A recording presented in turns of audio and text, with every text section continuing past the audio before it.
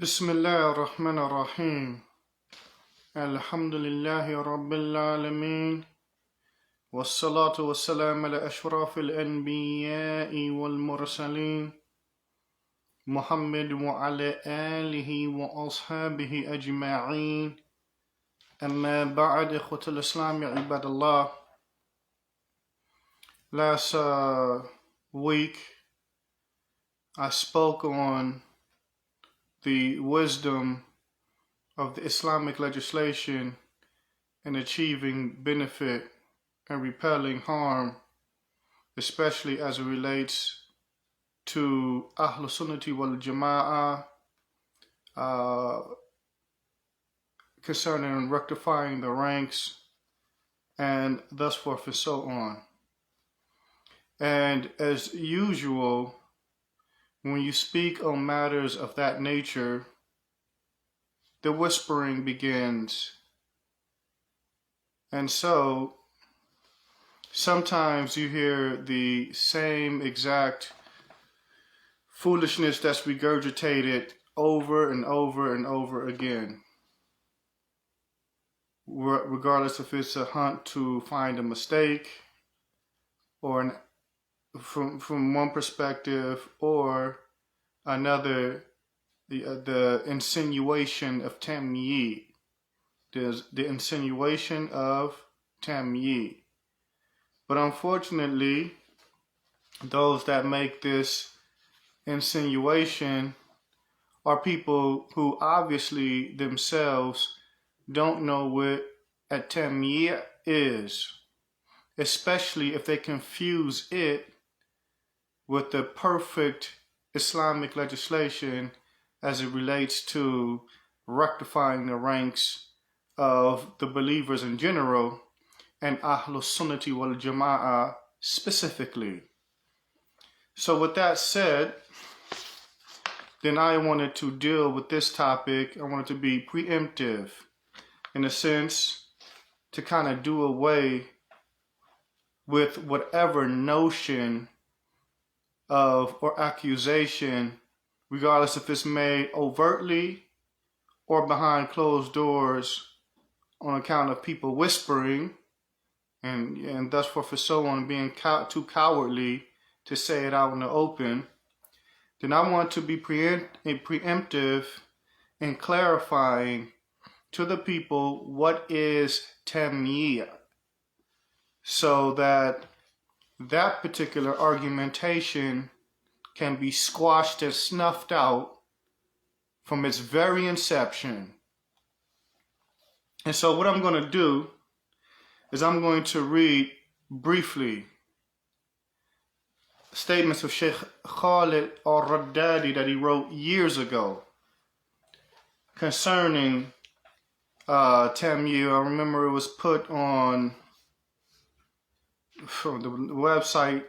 The name of the website escapes me at the moment, but it was this website in Arabic. The name of the website escapes me at the moment, but I found it again on Sheikh Al-Utaybi's website, and I had it printed out. I printed it out, and I pre-translated the portion that I wanted to read to the believers. And so, and I took the liberty of translating earlier today because I feel as if when I pre-translate, the translation comes out a whole lot better than me translating on the spot. So I'm not going to read from the Arabic for the sake of time. I'll just go straight to the translation. And Sheikh Khalid al-Raddadi, he says, I have not been successful, according to my research and or examination, to find he who defines this term among the specialists, even though it's abundantly used with contemporary people in their speech and writings. Now, and again, he's talking about the term Tamyi. And I know, and the brothers and sisters hear this a lot. We're clear on that. The Mumayya is the one that's suffering from Tamyi. So he continues, with exclusion to our Sheikh teacher and Dr. Rabi al-Madkhali, may Allah preserve him. Indeed, he was asked about the meaning of Tamyi, and he responded with what is transcribed. So now he quotes a question and an answer, a question that was posed to Sheikh Rabi and an answer. So he states, we've heard abundantly from you the term Tamyi, and hope that you make clear this term and your opinion concerning whomever disapproves of it. Wa alaikum assalam wa rahmatullahi wa barakatuh to the brothers and sisters in the chat. So he responds, this isn't a technical term, this is a transient word that is said. However, what is meant by it is that people approach the foundations of Islam and liquefy and or dissolve and dilute it. And when he says a technical term, an Islamic technical term.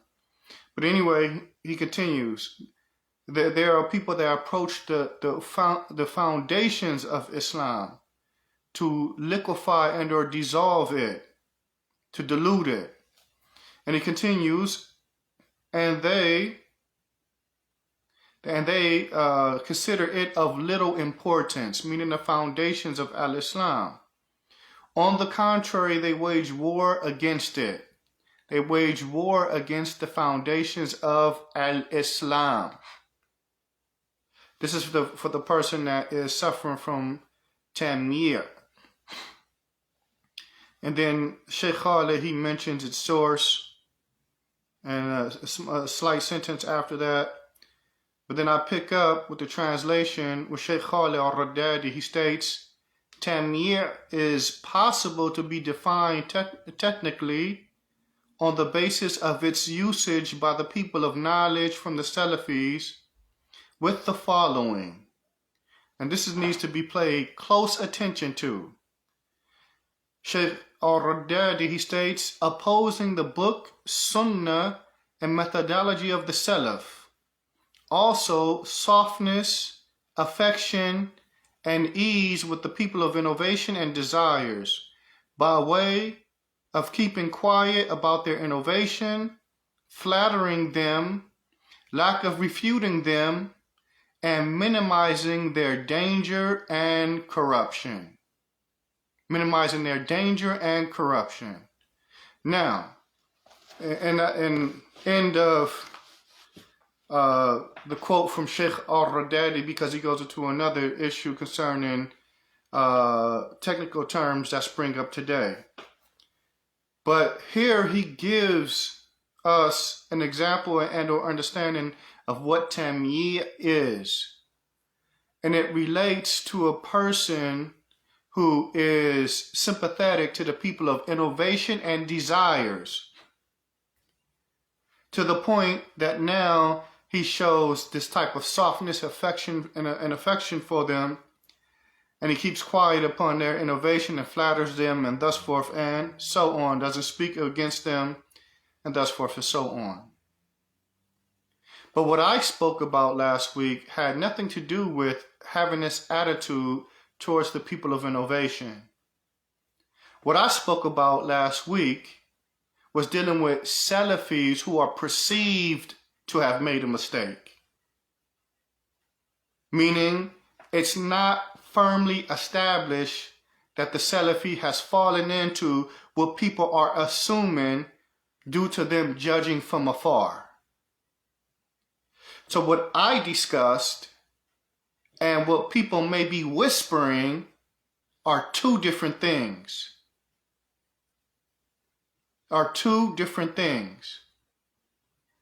It's a straw man argument. It shows lack of understanding from people who believe themselves to be minhaj know-it-alls. And they're mixing apples and oranges in a weak attempt to continue with pathetic behavior. So now we ask the question, if there was Sheikh Al-Albani upon Tamyi, That's the question that's being asked. Because I translated something from Sheikh Al-Albani on this Facebook page, and I'm going to read it. And in reality, only an idiot would ask that question, because in reality, Sheikh Al-Albani, and the statement that's about to be read of him was, you see the implementation of the qawa'id found within the text of the Quran and the Sunnah. We see that Sheikh Al-Albani was using ijtihad in order to bring about the benefit or the maslahah that is found within the underlying goals of the Islamic legislation. And of course, it could never be considered Tamyi. So now, we read from Sheikh Al-Albani. Now this particular thing that I'm about to read that I translated is taken from this book. I think my light may be leaving a glare on the title, but it's taken from this book. جامع تراث العلامة الألباني في المنهج والأحداث الكبرى. And this is a must-have. This is volume 6. This is volume 6. And so, Sheikh Al-Albani, he was questioned. The question states, if you stumble upon an area wherein the majority is Ahlus Sunnah. Now keep in mind, the majority is Ahlus Sunnah. Ahlus Sunnah are not the minority. They're not the weak party. They're the majority. That means they have the strength. Keep this in mind. So, if you stumble upon an area wherein the majority is Ahlus Sunnah, likewise you find that there are some violators that innovate into Allah's religion. At this point, is boycotting implemented or not? Is boycotting implemented or not? So Sheikh Al-Albani, he interjects. He states, innovate within the community itself. He interjects, trying to ascertain clarity as it relates to what's being asked of him.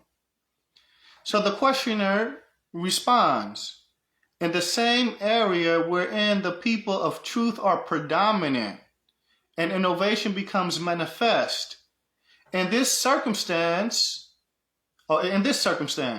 so what is your speech as pertains to this situation? So again, we're dealing with an area where Ahlus Sunnah are dominant. They're not the minority. They're not in a state of weakness, and thus forth and so on.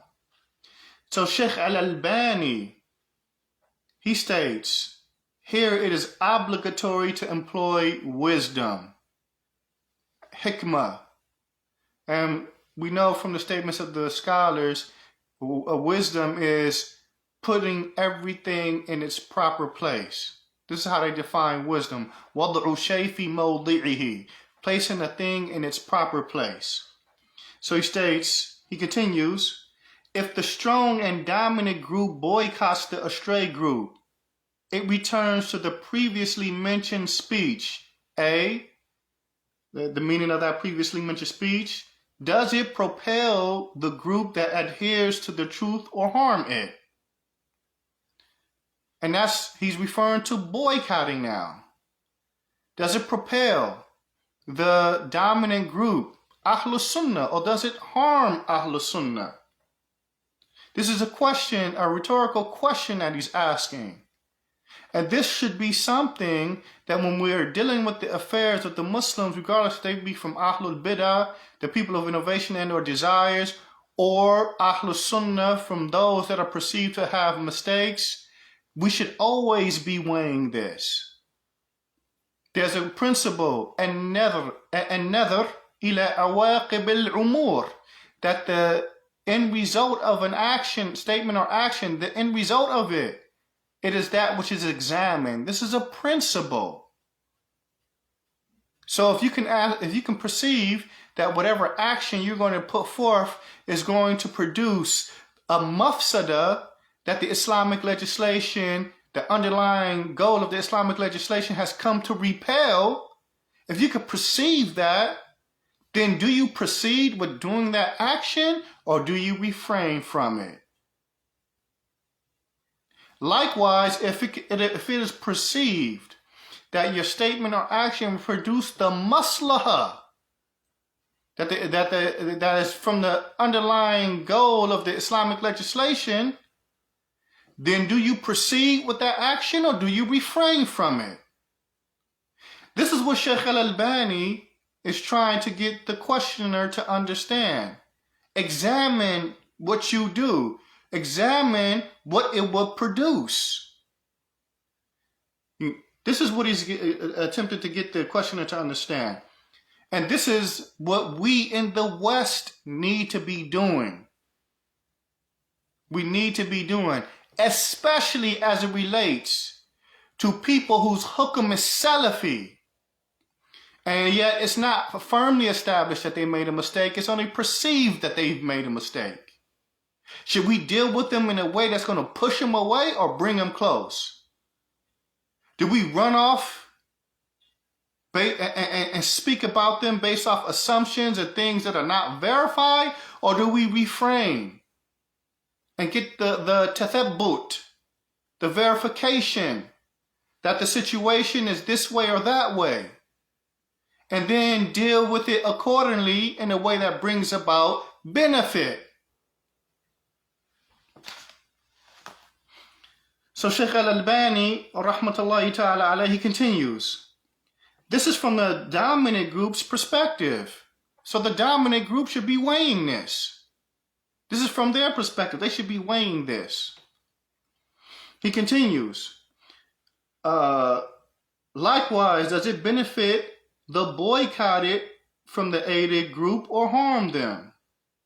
So the one that is being discussed about as pertains to boycotting, does boycotting benefit this individual or not? Does it produce a maslaha or a mafsada? So he continues, this answer has proceeded. A, it is not befitting to embark upon these affairs with zeal and emotion.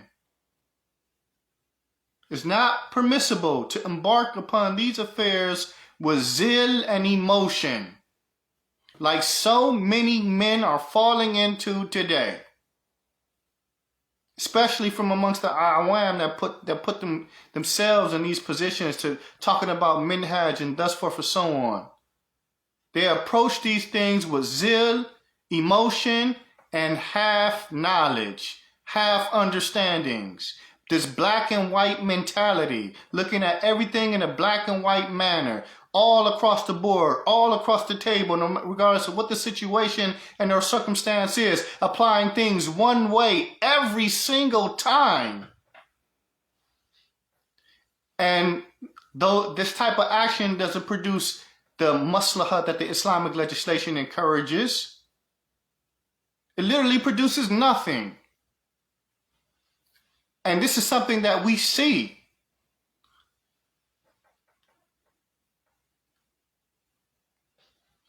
So the Sheikh, he continues, it is not befitting to embark upon these affairs with zeal and emotion. They are only embarked upon with forethought, tolerance, and wisdom, because we are one half or part of another. Now he's talking about Ahlul Sunnah. It's strange to me how people that claim to be Salafi and claim to be Salafi for years don't seem to understand that bara'ah from a Muslim is not in the absolute sense. The bara'ah from a Muslim that falls into sin or falls into innovation like this, that type of bara'ah, that type of distance and disassociation is partial. It is not an absolute bara'ah. That's for the kuffar. Absolute bara'ah is for the kuffar. not for another Muslim. This is from the basics of al-wala wal-bara. But for people that build their minhaj based off statements of the A'imma of the past, and that's the foundation of their minhaj, not the text of the Quran and the Sunnah and the ijma' of the Sahaba, that's not their foundation. Those who build their foundation on statements of the A'imma of the past, they look at certain statements and then you find them holding these types of positions where it seems as if bara'ah is in the absolute sense for other Muslims that fall into error.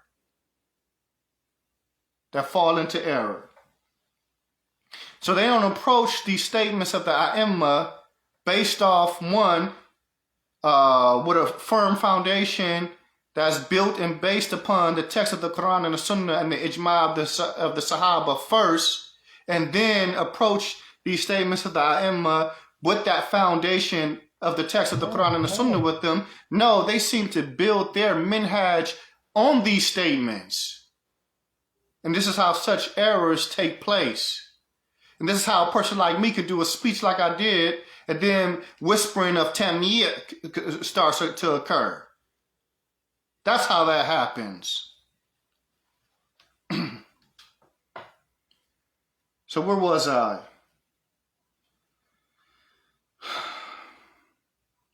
Because we are one half part of another, from those who oppose the Jama'ah. And then there's a sentence in here that Sheikh Al-Albani stated that I really didn't have a clear understanding of translating, so I left it out. But it was only a sentence of about 4 or 5 words, and it doesn't affect what came before it or what comes after it. So we pick up where Sheikh Al-Albani states, accompany him, meaning the person that opposes the haqq, accompany him for a period. And when you lose hope in that and fear that his infection may spread to Zayd and Bakr, at this point he boycotts if it becomes probable, in his opinion, that boycotting is the cure, just as it is said cauterization is the last form of medication after exhausting all avenues for recovery. It's the last form of medication. For those, from a standpoint of benefit, cauterization is like burning off some part of the body, or burning an area that's infected in order for it to heal, or to close a wound, and thus forth and so on. That's what's being referred to. So Sheikh Al-Albani is stating that boycotting is similar to that. It's not the first thing you start off with. It is implemented after all avenues to recovery, to healing, to the body becoming better, have been exhausted. And you see no other way to deal with an illness or ailment except by that way. And on top of that, you see that way will be effective. More effective than the other things that were previously used. That's when that's applied. This is what Sheikh Al-Albani is saying. This isn't the statements of Al Anjelesi. So after that, Sheikh Al-Albani, rahmatullahi ta'ala alayhi, states, in general, today I do not advise using the cure of boycotting on account that it harms more so than it benefits. It harms more so than it benefits. Now, had I made that statement, if I made the exact same statement, I believe some people would accuse me of being mumayyi'. Oh, look, he wants to do away with boycotting. This is found within the legislation as a means of dealing with the people of innovation and blah, blah, blah, blah, blah. You hear all that stuff. But here is the Imam, the person who knows Salafiyah, who taught Salafiyah, understood Salafiyah, and knows Salafiyah better than myself and any of these people talking, stating that in general today I do not advise using the cure of boycotting. Why? Because he perceives that it harms more so than it benefits. But does that mean now that he's saying don't advise the people of innovation? Don't correct them in their wrong? No, he's not saying that. He's saying that specific thing produces more harm than good today. And that's as it relates to a person who's committing innovation in a society where Ahlul Sunnah are the dominant factor. Keep that in mind, the question that was posed to him. So now, when we look at Salafis, callers involved in dawah that make mistakes, or it's perceived that they made a mistake, but not actually verified, and people are just judging from afar and have a whole lot to say from afar, but never pick up the phone and call anyone or send an email or whatever, some type of correspondence, or send someone else to go ask. None of that is ever done. Then they start whispering about the individual off of perceived mistakes.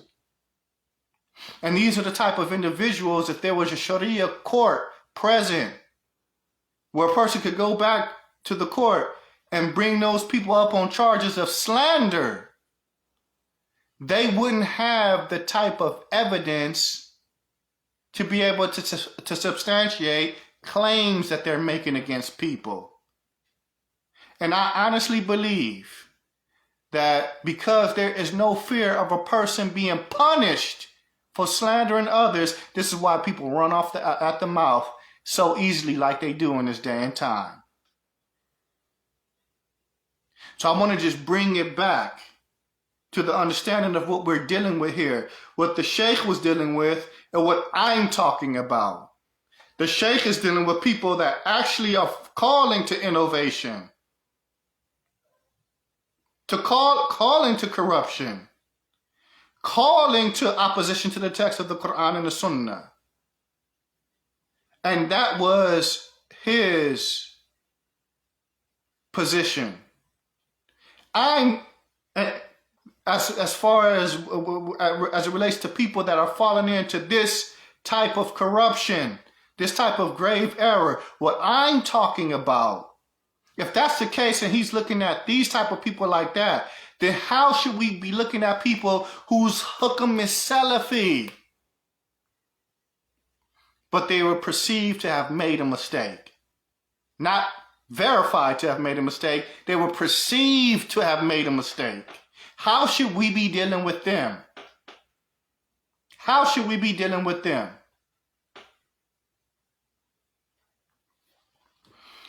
That's the point I made. For anybody that's confused, I never mentioned any personality. I kept it general. People are trying to say I was talking about this or that. Where's your dalil for that?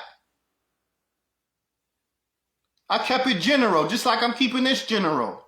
If a person's hukam is Salafi and he's perceived to have made a mistake, do we boycott? No, that's not the route that we take. And what Sheikh Al-Albani said and what I'm saying cannot be defined as Tamyi. As Tamyi is what was just stated earlier. This isn't waging war against Ahlul Sunnah in defense of Ahlul Bid'ah. This isn't keeping quiet and flattering the people of innovation and desires. This is preserving the ranks of Ahlul Sunnah. And rectifying the ranks of Ahlul Sunnah. That's what I'm talking about. All that other stuff, that chit-chat, all that chatter and all that stuff. Any accusation made against me, you better off keeping it amongst your little circles. outside of the public eye and the public ear. Because what I'm saying is clear. What you're insinuating is just flat out stupid. And I'm going to say it just like that. And that's all I wanted to present. I'm not going to take too much of the people's time, but that's what I wanted to present. The legislation of using wisdom in calling our brothers to that which is correct cannot be equated with Tamyi. It cannot be equated with that. Because it's not that. And so a person that would say that is obviously a person who's ignorant as it relates to what Tamyi is. They're going off of English, the English translation and what they hear watering down the minhaj. And so now when you say, well, deal with your brother kindly, deal with your brother gently, verify, they look at that as watering down something. These type of people, this is like I said, it leave you scratching your head. You're Salafi? With positions like that, you're the shining example of Salafiyya. We have to get better. And Allah Tabaraka wa Ta'ala knows best. Subhanaka Allahumma wa bihamdik. Ashhadu an la ilaha illa ant. Astaghfiruka wa atubu ilayk. Assalamu alaikum wa rahmatullahi wa barakatuh.